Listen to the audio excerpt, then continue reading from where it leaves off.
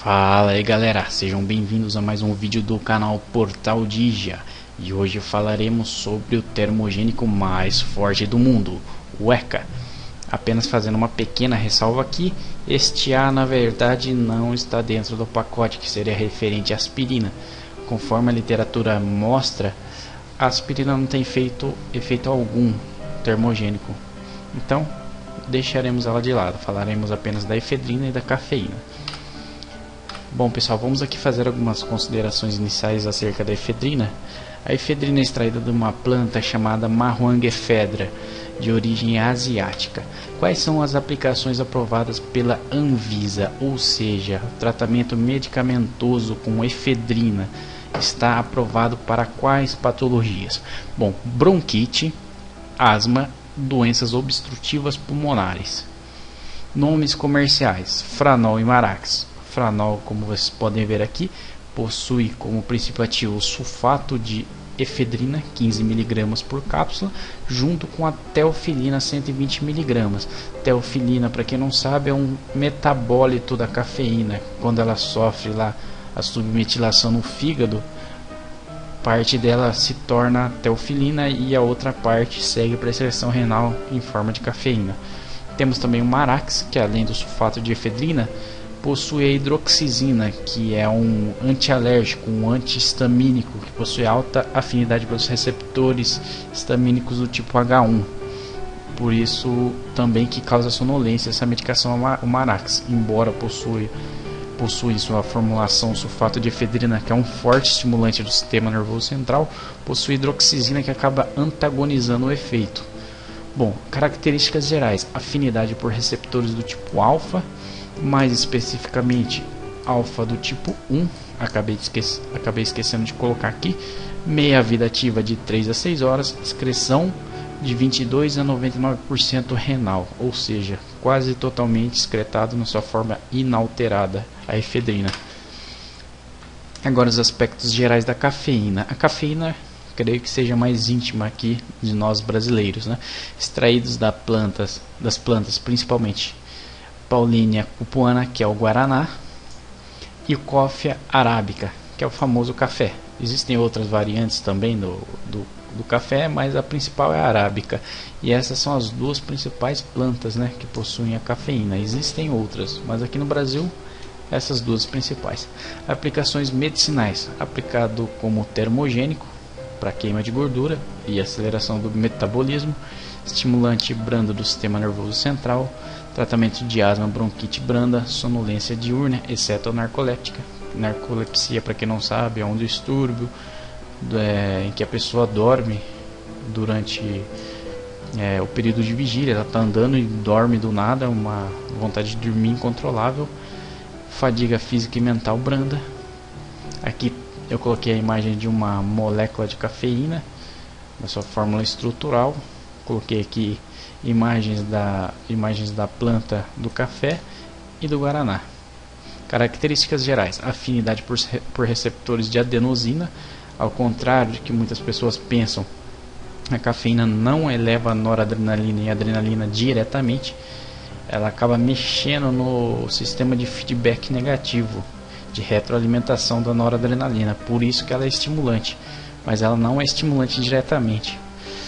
Meia vida ativa, aproximadamente 12 horas. Isso vai variar com a sua tolerância, sensibilidade e individualidade metabólica em relação à droga. Excreção renal: como eu falei no slide anterior, boa parte dela, ao ser metabolizada lá no fígado pelas enzimas citocromo, acaba se tornando teofilina, que é um submetabólito, é um pouco mais ativo que a própria cafeína. Bom, vamos aqui falar agora da combinação efedrina e cafeína, que é o que interessa pra gente aqui nesse termogênico. Bom, a efedrina junto da cafeína gera uma combinação sinérgica para queima de gordura, ou seja, para lipólise. As tabelas de proporção: normalmente é usado para cada 15 mg de sulfato de efedrina 200 mg de cafeína. Bom pessoal, eu não posso deixar de falar que você não deve tomar isso aqui por conta própria. Isso aqui é apenas uma informação, porque essa combinação é muito perigosa para a saúde. Eu já vou abordar nos próximos slides. Eu pessoalmente nunca vi nenhum médico receitando isso.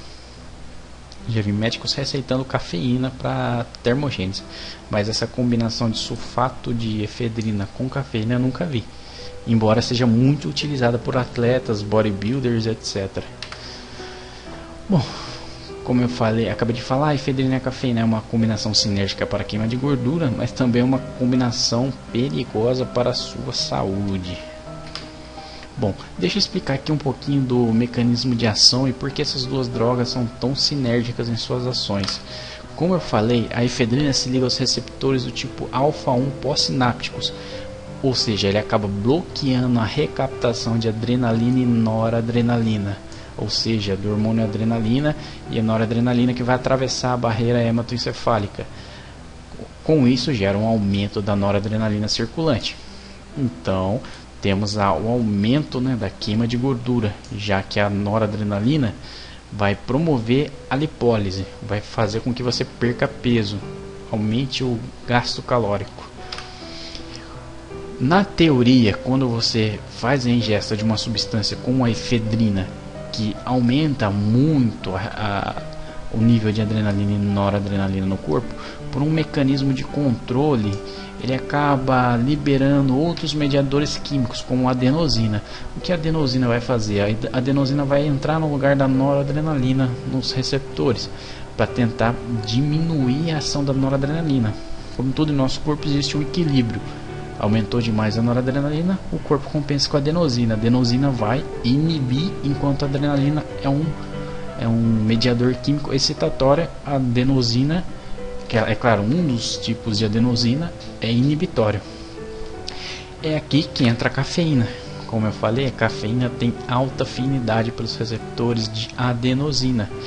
Quando você faz uso da efedrina junto com a cafeína, você quebra esse ciclo aqui de feedback.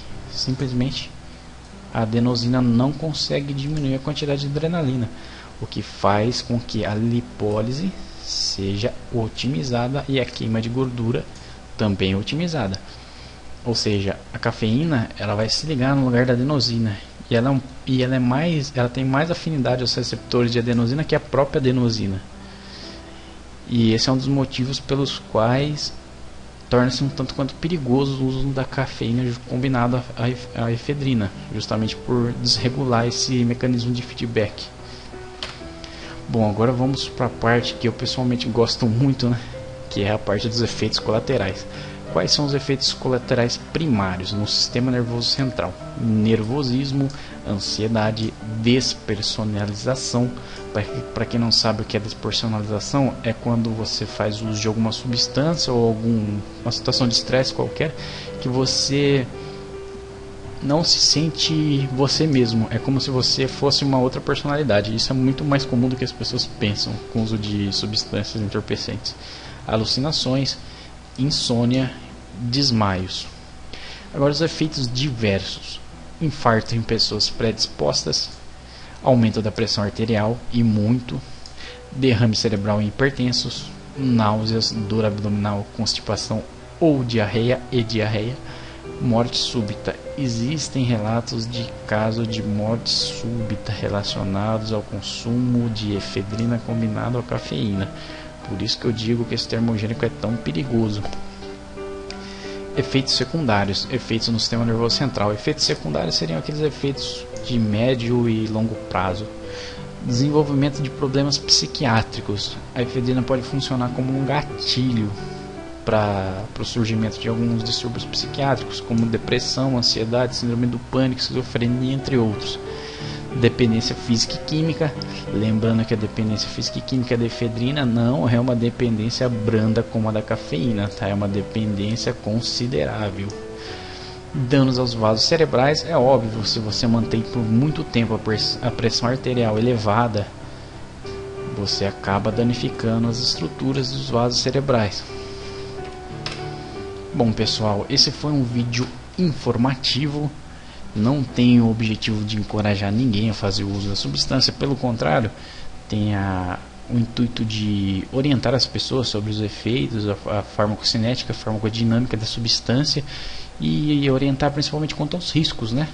Porque hoje você vê muito pela internet a divulgação de fórmulas milagrosas que prometem a perca de peso, mas as pessoas não acabam não se atentando, e até as próprias pessoas que divulgam, né, tais práticas e tais elixirs, né, da magreza, acabam não divulgando toda a pesquisa científica que tem por trás, mostra os reais malefícios do uso dessas substâncias. Eu estou deixando na descrição do vídeo todas as fontes, referências bibliográficas que eu usei para estar fazendo esse vídeo. Se você gostou desse vídeo, dá um joinha aí, ajuda a espalhar a ideia, se inscreve no canal e até mais, pessoal.